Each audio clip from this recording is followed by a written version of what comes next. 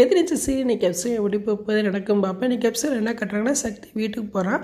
அப்போ அன்புக்கரசி அருவிக்கரசி அங்கே இருக்கிறத பார்த்தோன்னா அதிர்ச்சியாகிறாங்க. அப்போ அருவிக்கரசி சொல்கிறாங்க, இனிமேல் நாங்கள் இங்கே தான் இருக்க போகிறோம் அப்படின்னு சொல்கிறாங்க.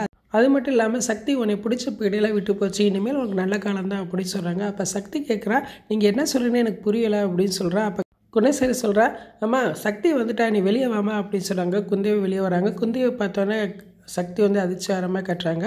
அதுக்கப்புறம் விசாரித்து குணசேகரனை பார்த்து சொல்கிறாங்க, எனக்காக இது ஒன்று செல்லியாக பேசாமல் தர்சனா அவங்கள பார்த்து பேசல, அப்போ தான் இந்த கல்யாணம் பிரச்சனை இல்லாமல் முடியும் அப்படின்னு சொல்கிறாங்க. உடனே குணசேகர் வந்து டென்ஷன் ஆகாமல் கட்டுறாங்க. அருவிக்கரசியும் கோவப்படுறாங்க.